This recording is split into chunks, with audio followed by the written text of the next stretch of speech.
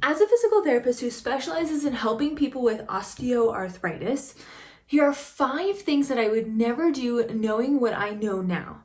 We're gonna hop right into it. If we haven't met before, my name's Alyssa. I'm a doctor of physical therapy, and I specialize in helping people with osteoarthritis not only find pain relief, but unlock the ability to adventure, to do what makes them happy. So welcome to the channel.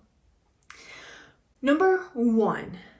I would not go an extended period of time without some sort of physical activity or some sort of movement. Now, this doesn't necessarily have to be a full workout. You can get movement in throughout the day. So especially if you don't have time or if you're struggling to get through a full workout, especially if you're dealing with joint pain, joint stiffness, movement is a must. So you can sprinkle it in throughout the day. I have tons of ideas on this channel that you can add in very easily throughout the day that takes less than a couple of minutes. If you have a long period of inactivity, you're going to experience joint stiffness. You may lose range of motion. You're going to experience muscle weakness.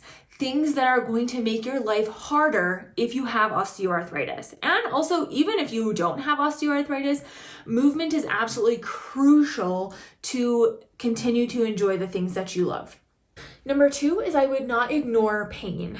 I think a lot of people always associate pain with something negative, that when you have pain, something's getting damaged, something's getting broken.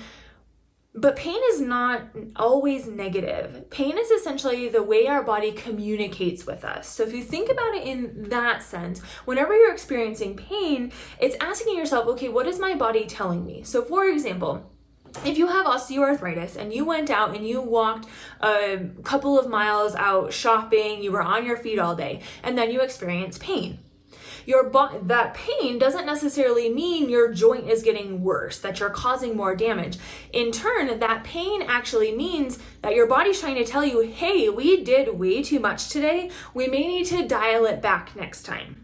And then you take the associated actions to see if you can reduce the amount of time that you're on your feet in one period. So maybe try to spread out your errands if you can. I know sometimes it's not always feasible, but when you're experiencing pain, I want you to think about, what is my body trying to tell me? It makes pain way less scary and just allows you to think about it a little bit differently, especially if you've been dealing with pain for a long time. Number 3, I would never use the word damage when I'm talking to somebody about osteoarthritis. And I think that this is one that words can be extremely powerful. And I think a lot of times people don't understand the power that words have. If you are told that your knee or your hip or your back has damage, that's a scary thing to hear. And a lot of times that's associated with, my joint is damaged, there's nothing I can do about it. And along the same lines, I wouldn't describe osteoarthritis as wear and tear. And these are 2 things that you may have heard from a healthcare professional, a friend, or a family member. Wear and tear insinuates the same thing. The damage or the wear and tear has been done and there's nothing you can do about it. It takes away all of your power as a patient. It becomes very disempowering and unmotivating. Okay, well, then I need surgery. And this can walk people into getting premature surgeries. There is something you can do about it. And there are so many different factors that impact osteoarthritis inside of your joint. That's not just the wear and tear from running too much when you were younger.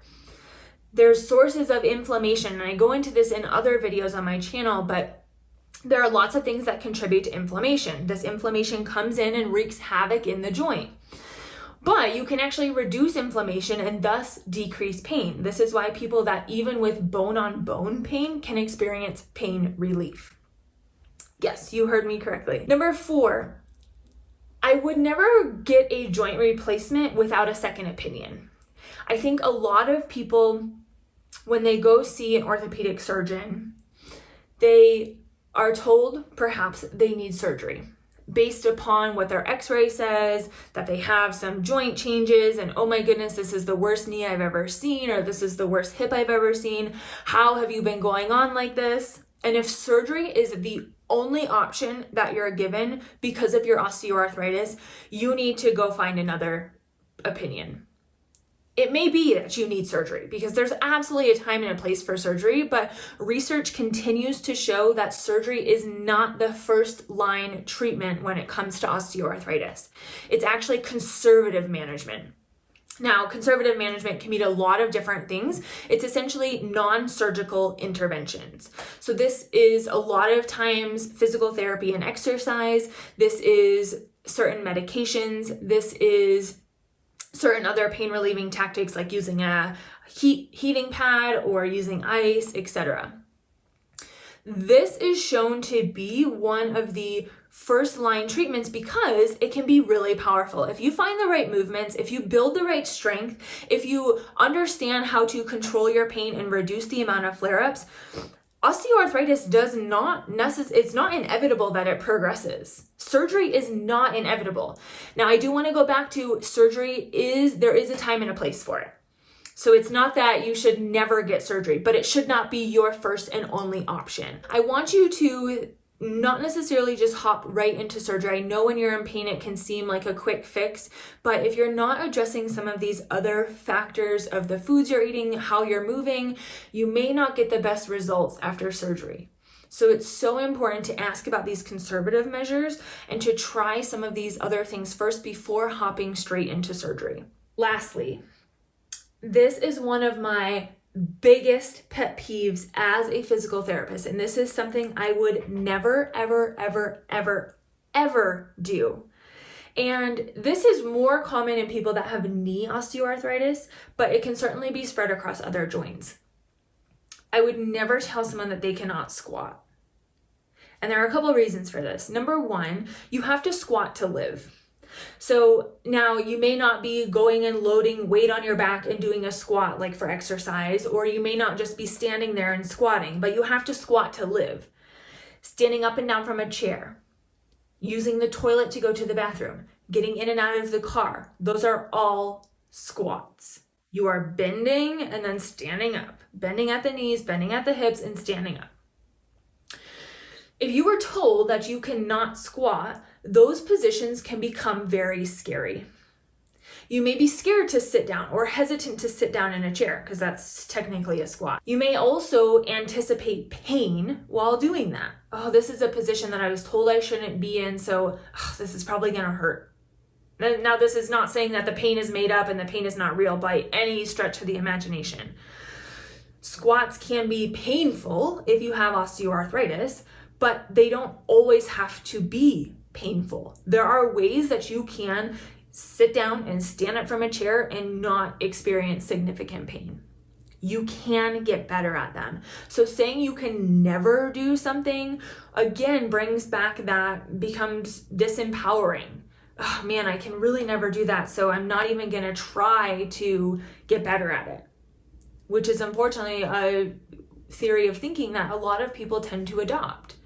When you're told to never do something, you don't even think that it's possible.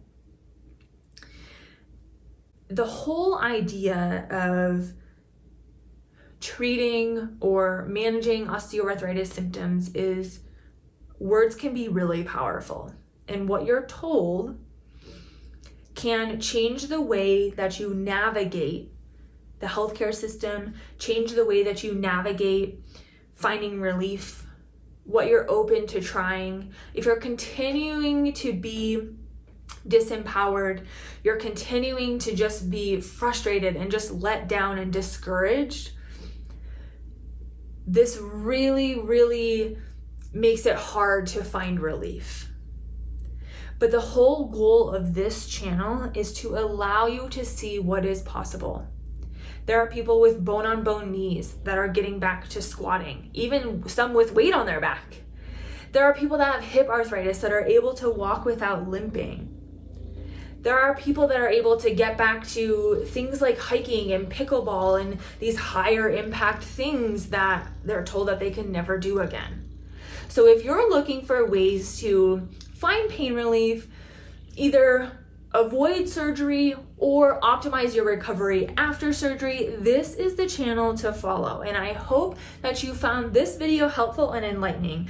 I want just to inform you of these things so you can bring up different conversation starters. You can open the dialogue when you do go see a healthcare professional or you do go see a medical professional for osteoarthritis. I want you to know there is hope, and this channel will help you find it.